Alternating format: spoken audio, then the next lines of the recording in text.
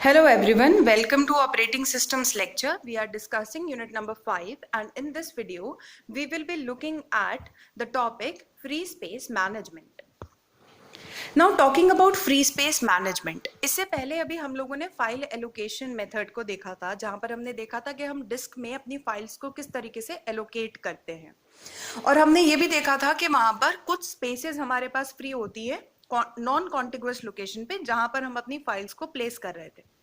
तो उसी के कॉन्टेक्स्ट में यहाँ पर फ्री स्पेस मैनेजमेंट जो कॉन्सेप्ट आता है वो डिफाइन करता है कि हमारे डिस्क के अंदर जो जो स्पेसेस फ्री हैं उसका record keeping is free space management.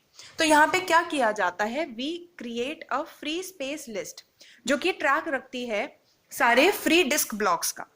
उसका यहाँ पर हमारे पास एक एडवांटेज ये आता है कि अगर सपोज करिए एक फाइल है जिसको आपको अपनी डिस्क के अंदर स्टोर करना है, तो वी डू नॉट नो कि हमारे डिस्क के अंदर कौन सी स्पेस जो है वो हमारे पास फ्री है। तो हमें क्या करना पड़ेगा, पूरी डिस्क को स्कैन करना पड़ेगा और जहां पर फाइल के साइज के अकॉर्डिंग फ्री स्पेस मिलेगी फाइल को वहां पर हम लोग स्टोर कर देंगे।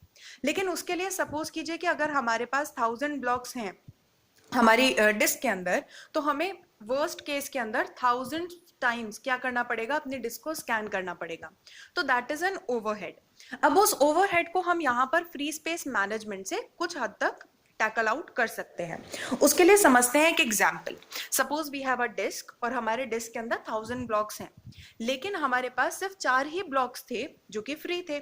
तो हम क्या कर सकते हैं, एक उन 4 ब्लॉक्स की एक लिस्ट बना सकते हैं जिसके अंदर सिर्फ 4 एंट्रीज होंगी। यहाँ पर जो एंट्रीज हैं उसमें मैंने ब्लॉक का साइज शो किया है, लेकिन यहाँ पर ब्लॉक के साइज के साथ उस ब्लॉक का कॉरस्पॉन्डिंग एड्रेस भी एसोसिएटेड होता है। अब सपोज करिए आपके पास एक फाइल आती है जिसका साइज होता है 200 के। अब अगर हमारे पास ये फ्री लिस्ट नहीं होती तो इस फाइल 1 को जिसका साइज 200 के है को स्टोर करने के लिए हमें हमारे पूरे डिस्क के 1000 ब्लॉक्स को स्कैन करना पड़ता और वी हैव टू आइडेंटिफाई कि कौन सा ब्लॉक फ्री है और फिर हम इसे वहां ले जाकर स्टोर कराते। लेकिन सपोज अगर हमारे पास ये फ्री स्पेस की लिस्ट अवेलेबल है तो हमारे पास फायदा क्या हुआ कि हमें सिर्फ 4 एंट्रीज सर्च करनी पड़ी। स्टार्टिंग से हमने अगर सर्च करना स्टार्ट किया तो 100 के ऑब्वियसली उसके साइज के साथ कंपैरेबल नहीं है, तो वो सर्चिंग में आगे चलेगा। 200 के पे उसको उसका फाइल कंपैरेबल ब्लॉक मिल जाएगा। तो आपको यहां पर पता चल गया सिर्फ फ्री लिस्ट को चेक करते ही कि डिस्क में कौन सा ब्लॉक है जो कि 200 के साइज का है और अभी करंटली वो फ्री है। तो हम क्या कर सकते हैं, F1 को डायरेक्टली उसी लोकेशन पे ले जाकर स्टोर कर सकते हैं rather than searching the whole disk. और उसी के साथ हम अपनी फ्री स्पेस लिस्ट को मैनिपुलेट कर सकते हैं, चेंज कर सकते हैं उसके अंदर और 200 के की एंट्री को वहां से हम रिमूव कर सकते हैं बिकॉज अब वहां पर F1 जाकर स्टोर हो चुका है। सिमिलरली सपोज अगर हमारे डिस्क में अभी कोई एक फाइल स्टोर्ड है और उस फाइल को अब हमें एक्सेस करने की जरूरत नहीं है तो हम उस फाइल को डिलीट कर देंगे वहां से। तो ऑब्वियसली अगर हम किसी ब्लॉक में से एक फाइल को डिलीट कर देंगे तो वो ब्लॉक अब हमारे पास फ्री अवेलेबल होगा। तो हम उसकी एंट्री को यहाँ पर अपडेट कर सकते हैं और अपनी लिस्ट के अंदर सपोज 150 के का ब्लॉक फ्री हुआ है तो हम उसे उसके एड्रेस पेयर के साथ यहाँ पर स्टोर कर सकते हैं और जो दूसरी हमारी फाइल वहां पर स्टोर हुई है सपोज वो F5 थी उसको सिस्टम से डिलीट कर सकते हैं। तो बेसिकली यहाँ पर हमने देखा कि इस फ्री स्पेस लिस्ट को हम लोगों ने अगर मेंटेन किया तो हमारा जो सर्चिंग है और एलोकेशन, जो फाइल एलोकेशन है उसका जो प्रोसेस है वो थोड़ा सा हमारे पास कम टाइम कंज्यूमिंग होगा और थोड़ा सा फास्ट हो जाएगा। Now talking about techniques of free space management, अब हमारे पास फ्री स्पेस मैनेजमेंट की 4 टेक्निक्स अवेलेबल हैं। दैट मीन्स ये जो अभी हमने प्रोसीजर देखा that can be done with the help of these 4 techniques, that is bitmap और bit vector, link list approach, grouping and counting.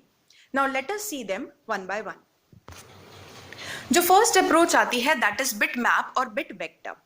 अब इसके अंदर क्या होता है कि हमारे पास सपोज 1000 ब्लॉक्स हैं आपके डिस्क के अंदर, तो हम एक वेक्टर लेते हैं। Vector is a 1 dimensional array और बिट वेक्टर का मतलब क्या है कि वो जो 1 डायमेंशनल एरे है उसके ब्लॉक्स के अंदर जो हम डेटा स्टोर कर सकते हैं that is of only 1 bit size, या तो 0 या 1, राइट। तो हमने क्या करा, हमारे पास सपोज 1000 ब्लॉक्स थे तो हमने 1000 साइज का एरे ले लिया।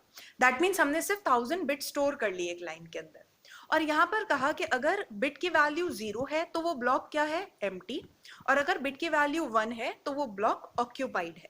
तो यहाँ पर अगर हम वैसे ही लिस्ट की जगह बस हमने 0 और 1 वाली वैल्यूज स्टोर कर ली, तो और जो हमारे इसके इंडेसेस होंगे वो हमारे ब्लॉक्स के नंबर्स को या फिर उसके एड्रेस को कॉरेस्पॉन्ड करेंगे।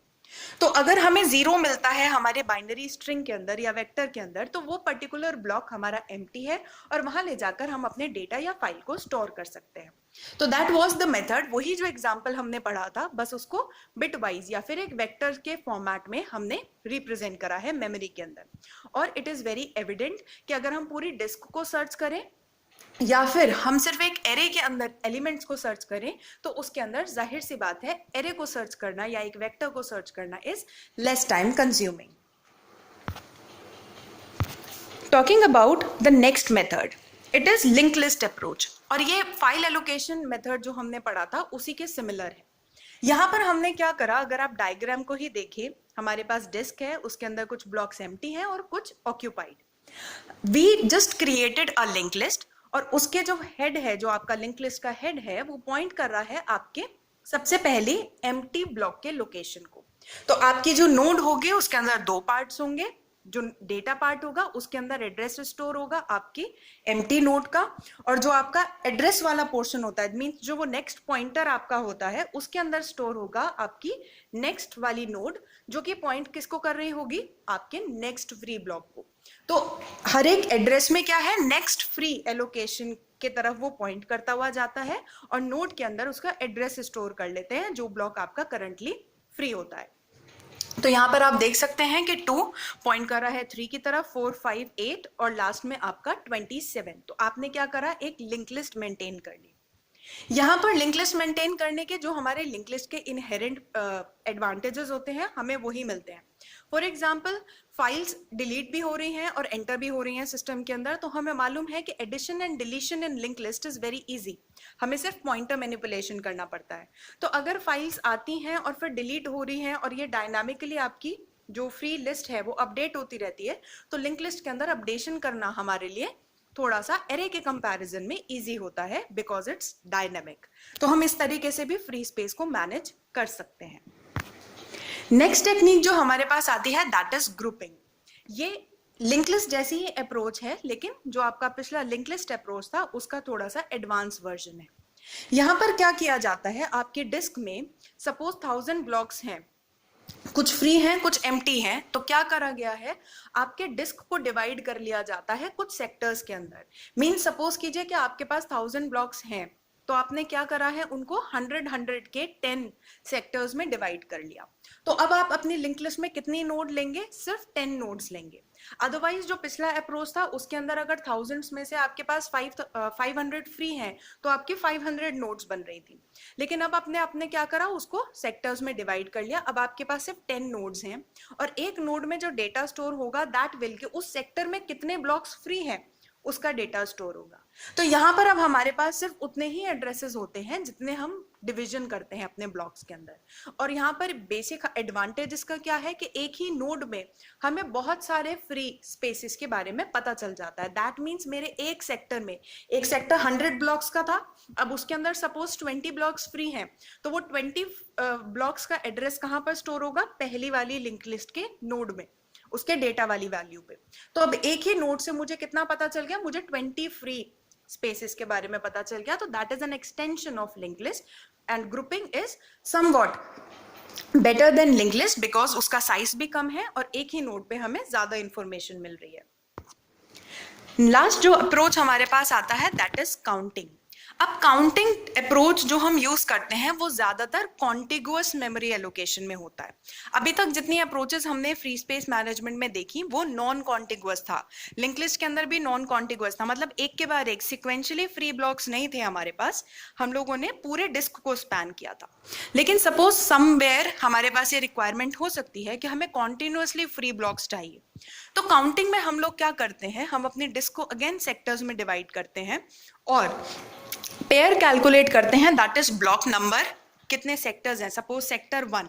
अब सेक्टर 1 में हमारे पास ब्लॉक नंबर हो गया 1 हमारे पास, और फिर हम उसके अंदर काउंट स्टोर करेंगे कि कितने काउंट है हमारे पास, कि हमारे पास कितने ब्लॉक्स फ्री हैं। सपोज सेक्टर 1 में मेरे पास 5 कॉन्टिन्यूअस ब्लॉक्स जो हैं वो फ्री हैं, तो सेक्टर 1,5 ये हम स्टोर करेंगे। तो जिससे हमें इंफॉर्मेशन क्या मिलेगी कि ब्लॉक 1 में कॉन्टिग्यूअस लोकेशंस हमारे पास कितनी अवेलेबल है, 5। सिमिलरली सपोज दूसरे सेक्टर की बात करते हैं, तो सेक्टर 2 में अगर 3 कॉन्टिग्यूअस मेमोरी एलोकेशन है तो 2,3। तो ये हमारे पास कॉन्टिग्यूअस मेमोरी एलोकेशंस के लिए यूज होता है, जिसमें डिस्क में अगर कोई ब्लॉक कॉन्टिन्यूअसली हमारे पास फ्री है तो उसकी इंफॉर्मेशन हमें इससे मिलती है। तो these were the 4 basic free space management techniques। University में इसके ऊपर शॉर्ट नोट लिखने के लिए आता है that what are the different free space management techniques available with us। I hope ये टॉपिक आप लोगों को क्लियर हुआ होगा। In case अगर कोई भी डाउट है then feel free to ask your queries। Thank you।